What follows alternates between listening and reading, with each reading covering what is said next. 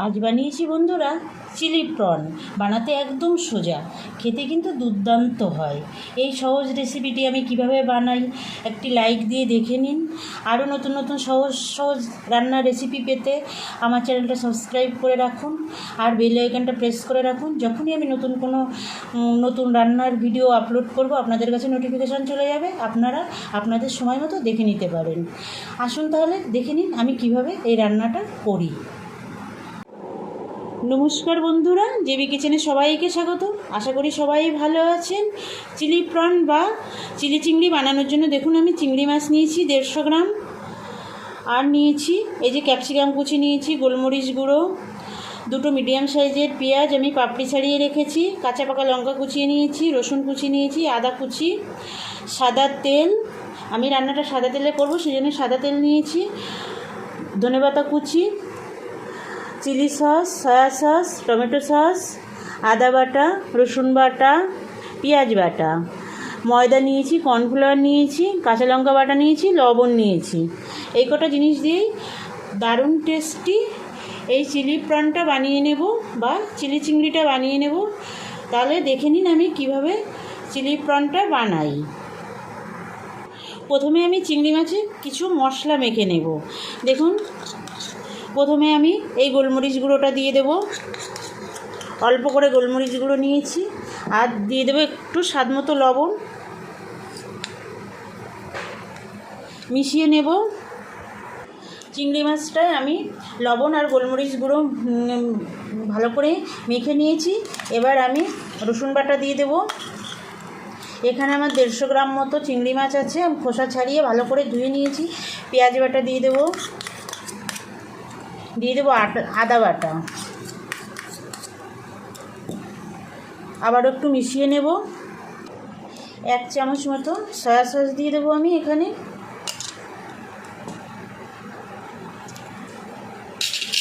প্রথমে আমি 2 চামচ কর্নফ্লাওয়ার দেবো, লাগলে পরে আবার দেব, আর 1 চামচ ময়দা দেব, দিয়ে মিশিয়ে দেখব যে আর লাগবে কি না, লাগলে পরে দেব। এখানে ময়দার যতটা দেব তার ডবল কর্নফ্লাওয়ারটা দিতে হবে। মিশিয়ে নেব।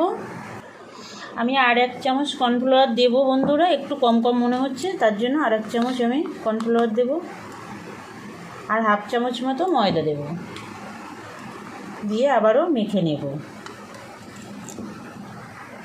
দেখুন সব কিছু আমি মেখে নিয়েছি। 1 চামচ সাদা তেল দিয়ে দেব,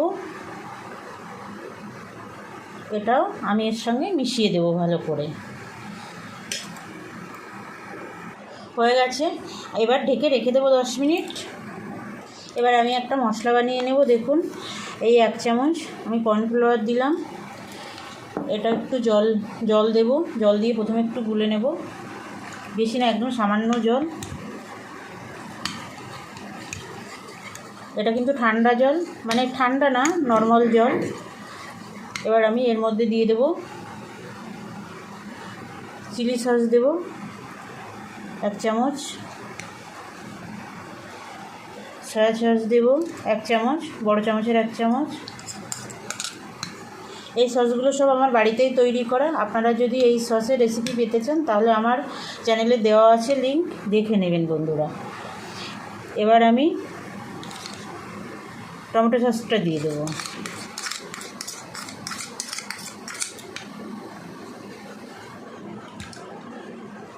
সসের বাটিটা একটু ধুয়ে একটু জল দিয়ে দেবো।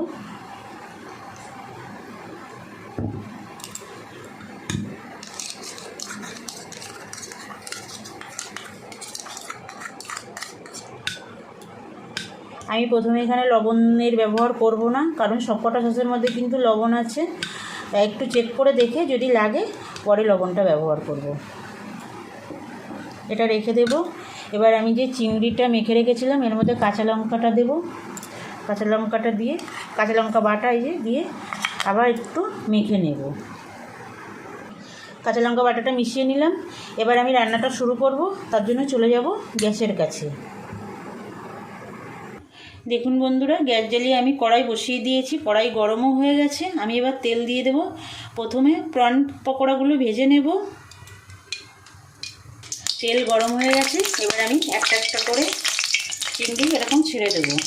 দেখুন চামচে করে এইভাবে দেবো। এটা কিন্তু খেতে দুর্দান্ত লাগে, ভাত, রুটি, পরোটা যার সঙ্গেই খান না কেন খুবই ভালো লাগে। বানাবেন একবার, নিজেরা খাবেন, আত্মীয় স্বজন আসলে বানিয়ে দেবেন। আশা করি সবারই খুব ভালো লাগবে।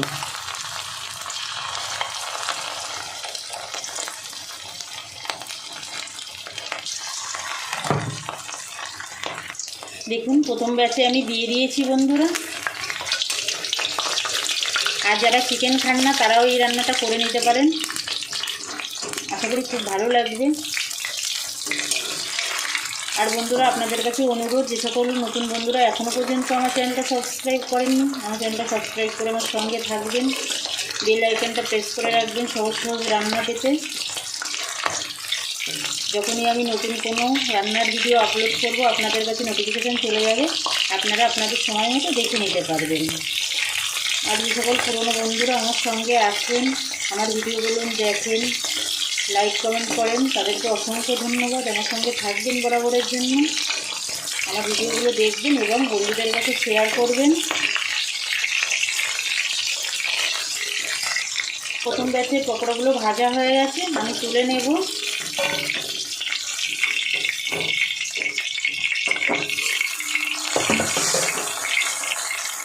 দেখুন বন্ধুরা দ্বিতীয় ব্যাচের পকোড়াগুলো ভাজা হচ্ছে। এইগুলো কিন্তু আপনারা চা কফির সঙ্গেও খেতে পারেন, সেটাও কিন্তু খুব ভালো লাগে। যেমন চিকেন পকোড়া খান সেরকমই, মানে খুবই ভালো লাগে এইগুলো খেতে।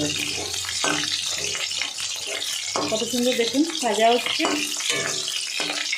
সবগুলো ভেজে নেব। দেখুন বন্ধুরা সব পকোড়াগুলো ভেজে নিয়েছি। এবার এই তেলেই আমি রান্নাটা করব। প্রথমে আমি এই রসুন কুচিটা দিয়ে দেব, এই ভাজা তেলেই রান্না করে নেব। রসুন কুচিটা দিয়ে দিলাম, এবার আদা কুচিটা দিয়ে দেবো, দিয়ে এবার কাঁচা গন্ধটা যাওয়া পর্যন্ত একটু ভেজে নেব। হাই ফ্লেমে ভাজতে হবে, এখানে কোনো লো মিডিয়াম আঁচ দেওয়া যাবে না। আদা রসুন দেখুন মোটামুটি ভাজা হয়ে গেছে। এবার আমি লঙ্কা কুচিটা দিয়ে দেব। কাঁচা পাকা লঙ্কা দুই রকমই আমি কুচিয়ে নিয়েছি, আপনারা একরকম দিতে পারেন, কিন্তু এই পাকা লঙ্কাটা দিলে একটু দেখতে ভালো লাগবে, সেই জন্য আমি পাকা কাঁচা দুটো মিলিয়ে দিয়েছি। এবার আমি এই যে পেঁয়াজের পাপড়িগুলো পিস করে রেখেছিলাম সেগুলো দিয়ে দিলাম, দিয়ে দেবো ক্যাপসিকামটা দিয়ে এবার আমি একটু ভেজে নেব।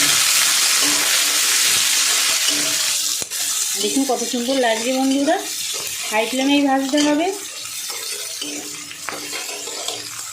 দেখুন বন্ধুরা সুন্দর ভাজা হয়ে গেছে। এবার আমি পকোড়াগুলো দিয়ে দেব। খুব সহজেই কিন্তু রান্নাটা হয়ে যায়, কিন্তু খেতে দুর্দান্ত লাগে। একটু এর সঙ্গে কষিয়ে নেব।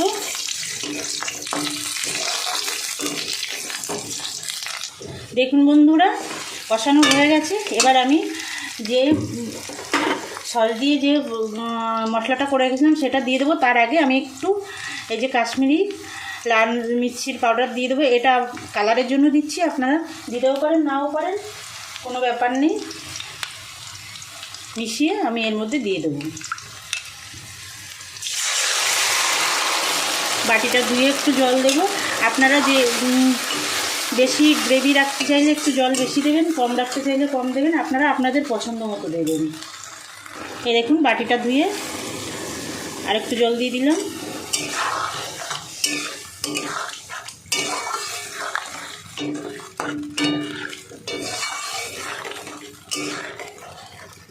দেখুন বন্ধুরা ফুটে উঠে, এবার আমি একটু ধনেপাতা ছড়িয়ে দেব। আপনারা চিনির ব্যবহার করতে পারেন, আমি চিনির ব্যবহার করলাম না।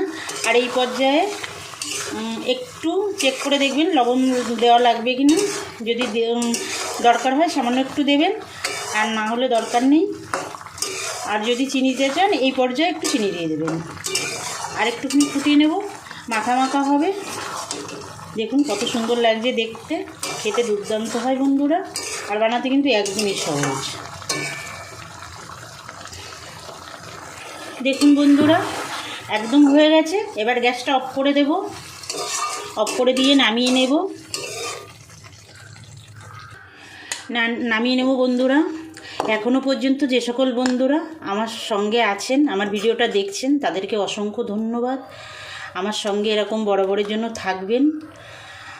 আজ তাহলে এই পর্যন্ত থাক, আবার দেখা হবে নতুন কোনো অন্য ভিডিওয়। নমস্কার।